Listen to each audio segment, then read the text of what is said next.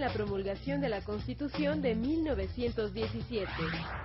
De acuerdo con lo establecido en el Plan de San Luis, el levantamiento armado para derrocar al gobierno del general Porfirio Díaz debería iniciar el 20 de noviembre de 1910. Francisco I. Madero, quien encabezaba el movimiento revolucionario, expresó entre sus demandas la necesidad de una mayor participación política y el respeto a la Constitución de 1857. Aunque en un primer momento el general Díaz pretendió combatir a los descontentos, finalmente el movimiento lo obligó a presentar su renuncia y exiliarse en Europa. En octubre de 1911, Madero fue electo presidente. Su gobierno se caracterizó por el intento de conciliar con los porfiristas y de solucionar algunas demandas sociales, pero sin la profundidad y urgencia con que eran expresadas por algunos grupos como los zapatistas. Después del optimismo inicial, el gobierno maderista tuvo que enfrentarse a la oposición de diversos grupos y en menos de 2 años fue derrocado por un golpe de Estado. La Revolución Mexicana es importante como acontecimiento histórico. La Revolución Mexicana funda al siglo XX mexicano.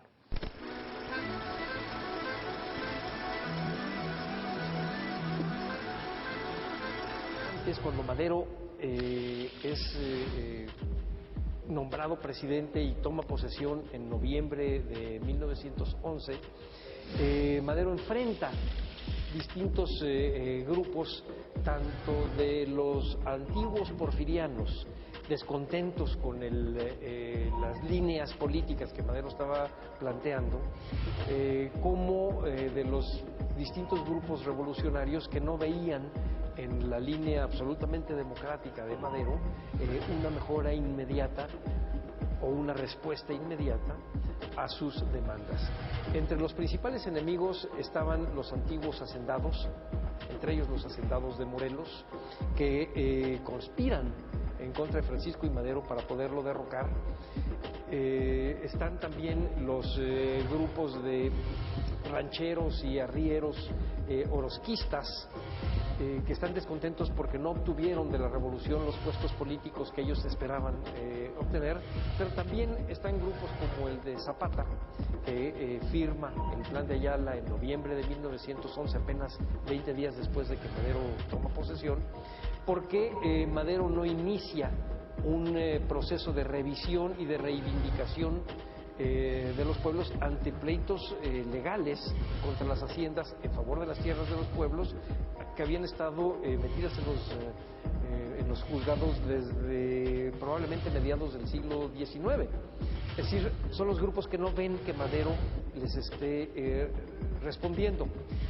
También Madero abre a la democracia absolutamente, y hay una serie de grupos en la prensa, en el Congreso, que se dedican a atacar la figura de Madero, a denostarla, a hacerlo parecer que era un loco o que era un ingenuo o que había sido un error haber votado por él, y entonces están manejando su imagen y empequeñeciéndola, de tal modo que para febrero de 1913 un pequeño grupo de militares le prepara un cuartelazo y en este cuartelazo obligan a Madero a renunciar junto con su vicepresidente y obligan a las cámaras a aceptar la renuncia del presidente.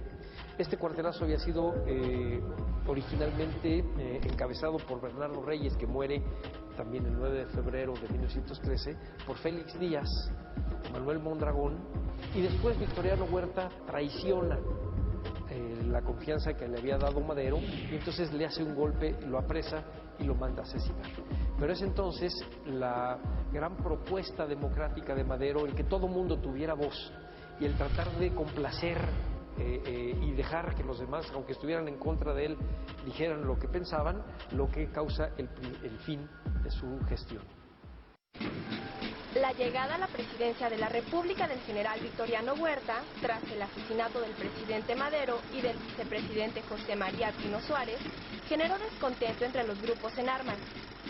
Los villistas con centro de operaciones en Chihuahua y los zapatistas en Morelos no reconocieron al gobierno de Huerta y se dedicaron a combatirlo por todos los medios. En el estado norteño de Coahuila, el gobernador Venustiano Carranza encabezó un nuevo movimiento que se autodenominó constitucionalista porque tenía la Constitución de 1857 como su bandera, cuyo propósito principal era derrocar al general Huerta. A pesar de que estaban unidos en el propósito común de vencer a Victoriano Huerta, entre los revolucionarios existían notorias diferencias que más adelante serían motivo de nuevos conflictos.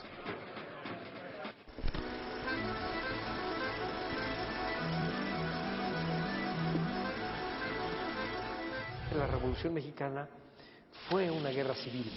Esto es, que involucró a toda la sociedad, o a casi toda la sociedad en todo el país, y que dentro de los distintos grupos, incluso en grupos antagónicos, había personas de las mismas familias.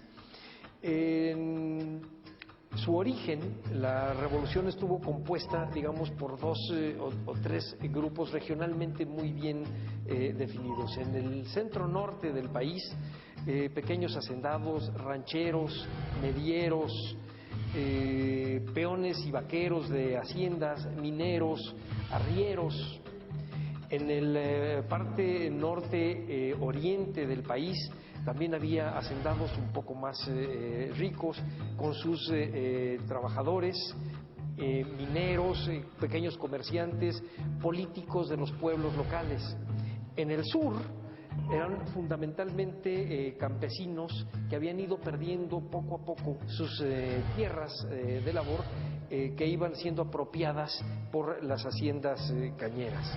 Este sería, digamos, el componente social de la revolución, pero conforme va avanzando el movimiento, este componente en el norte se revuelve y se agrupan en distintas facciones. De un lado están los hombres que siguen a Venustiano Carranza en el movimiento constitucionalista, es decir, en el movimiento que busca regresar al orden constitucional. Por otro lado están los seguidores de Francisco Villa, que socialmente son muy parecidos a los que están en el grupo de Venustiano Carranza, pero estos seguidores de Pancho Villa buscan reivindicaciones sociales y agrarias y la fundación de las colonias militares, que es un desdoblamiento de una antigua idea de los pueblos militares del periodo virreinal, y que se pelean por el saber a quién es leal y a quién se obedece con Venustiano Carranza.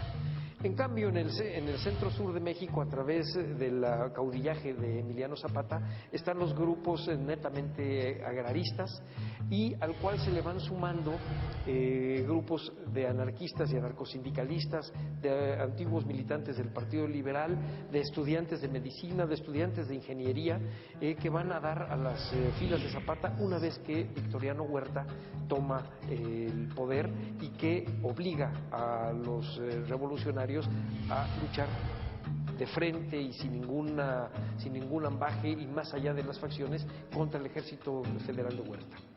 El gobierno de Victoriano Huerta llegó a su fin en 1914, apenas un año después de que accediera al poder. El enemigo común que unificó a los diversos grupos revolucionarios había sido eliminado y las diferencias entre ellos se hicieron más evidentes.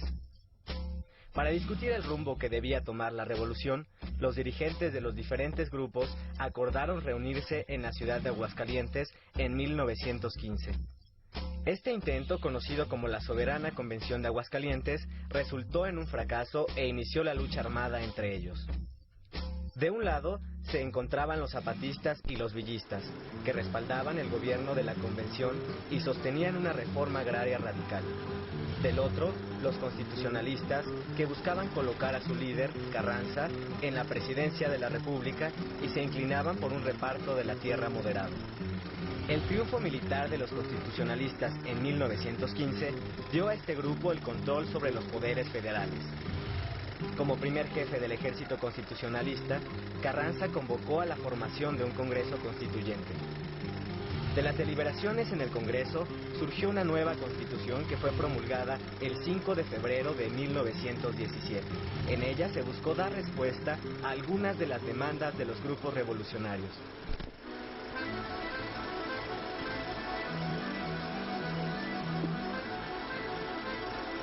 La Constitución de 1917 originalmente había sido convocada para hacer una revisión de los artículos de la Constitución de 1857 y hacerle algunas ligeras reformas.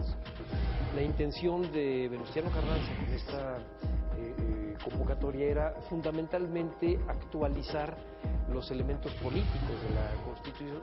Sin embargo, entre los grupos de los constitucionalistas había grupos con distintas tendencias políticas y con unos antecedentes como revolucionarios muy sólidos.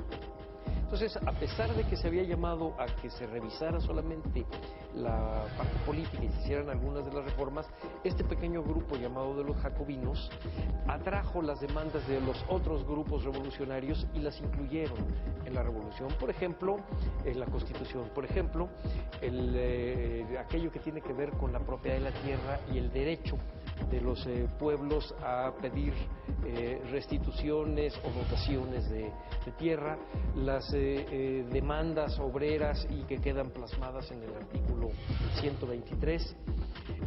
También se discute el alcance real de la educación pública, en donde se marca muy claramente que debe ser gratuita, obligatoria y laica, y que se maneja ya como una obligación prioritaria del Estado, o el artículo 130, en donde establece con más claridad la separación entre la Iglesia y el Estado y la participación regulada de las iglesias, no solamente de la católica, de las iglesias en la vida política nacional. De la Revolución Mexicana deriva la idea de democracia como uno de los puntos fundamentales del quehacer político de los mexicanos.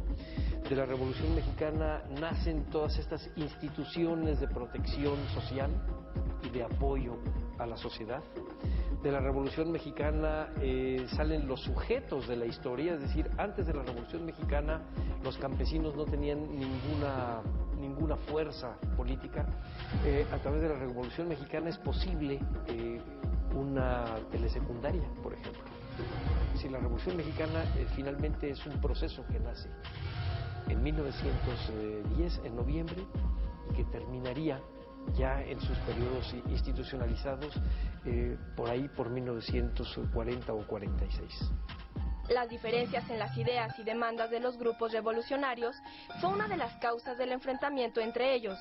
A pesar de que los villistas fueron derrotados militarmente y los zapatistas cercados en el estado de Morelos, las demandas de reparto de tierra y de mejoras en las condiciones laborales de los obreros fueron incluidas en la Constitución de 1917.